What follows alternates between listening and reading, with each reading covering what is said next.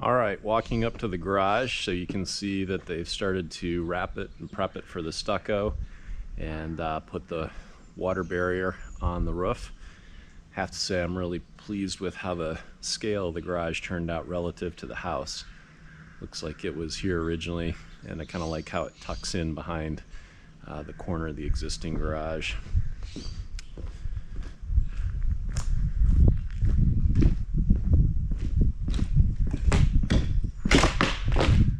So there's going to be here a little fence that'll fence off this whole area in here from the backyard and from the driveway, and all of our trash cans and stuff will get parked in there over by the generator, potentially up here against the garage, so they'll be out of the way. Got these little weatherproof power boxes up here. They're going to allow me to attach little Nest security cameras. One will look into the backyard, one will look back down the driveway. Keep an eye on things. So this is the garage. I'll give you a quick walk around here.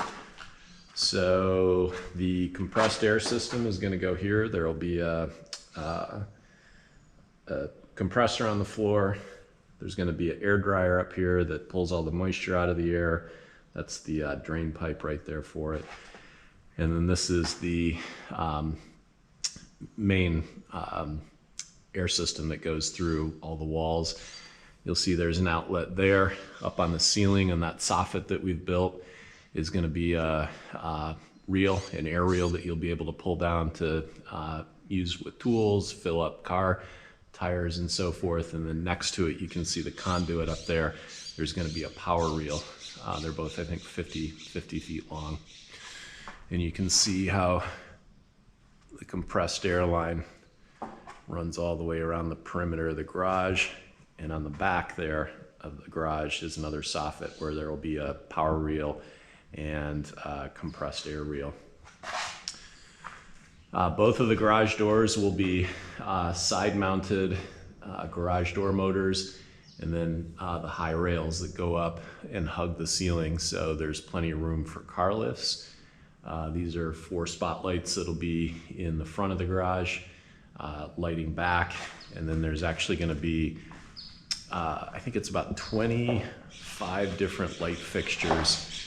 There will be 4 8-foot fixtures on this flat part of the roof here, and then all the way around the perimeter there will be fluorescent lights that go all the way around.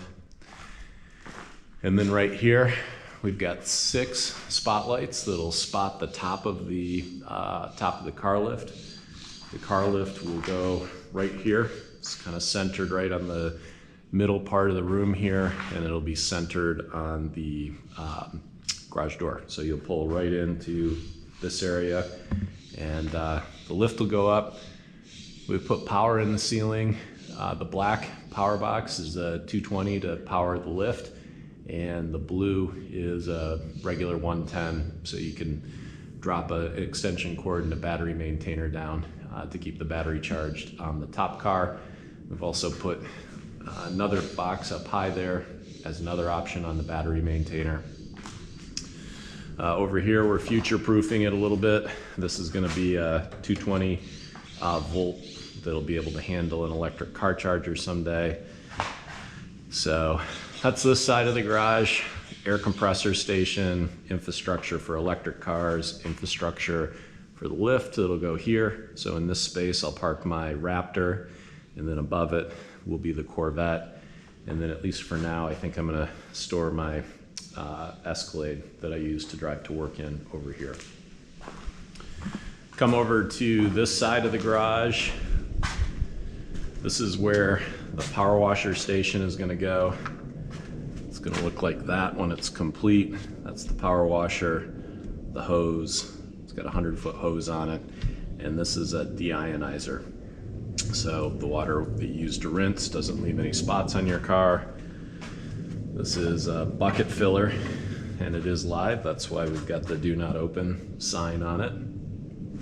We've roughed in all of the electrical and the plumbing to be at the perfect height for the power washer install. So that's pretty exciting.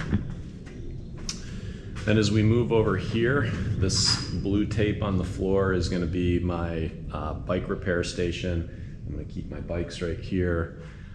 This is an air line that's going to have a double manifold on it, and one is going to feed an air hose to pump up bike tires, and the other manifold will just feed this workbench area in case you're using a blowgun or something to clean off something like your brake pads or another tool on the workbench. And then where you can see that blue tool, or excuse me, the green tool control sticker, that's going to be a pegboard that all my bike tools are going to go on. And you can kind of see it on the ground. There's going to be a 12 foot by 8 by 10 foot corner workbench in this area. That both of these workbenches are being made by a company called Badass Workbenches, and they're custom made back in Nebraska. So I'm in their production queue, and should have them in 6 to 8 weeks, but that'll be just a regular workbench with an open bottom. This will be this big corner unit, and on each corner are going to be these tool bays, they call them, where you can put rechargeable tools in, and there's a power outlet in there. So you can plug in your battery packs for your electric tools these days. And then there will be 2 bays of drawers here, a Lazy Susan corner drawer, and then one more bay here. And the green tape there is the height of the workbench.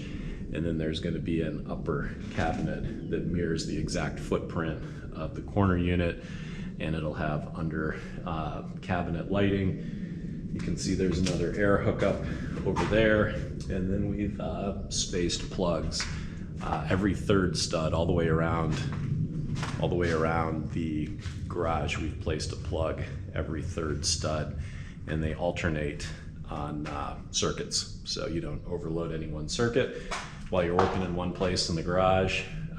You can see we've put in the electrical for the under cabinet, positioned it specifically where the Badass guys want it, so it'll be easy to hook up.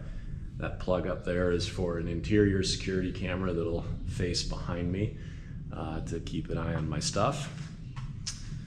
Right here is going to be a rolling tool chest that'll have all my new tools that I bought. That's actually in the garage right now. It's been great to have all new tools, but that'll roll in there. And then here, in this area, there's going to be an 80-foot tall cabinet that looks kind of like that.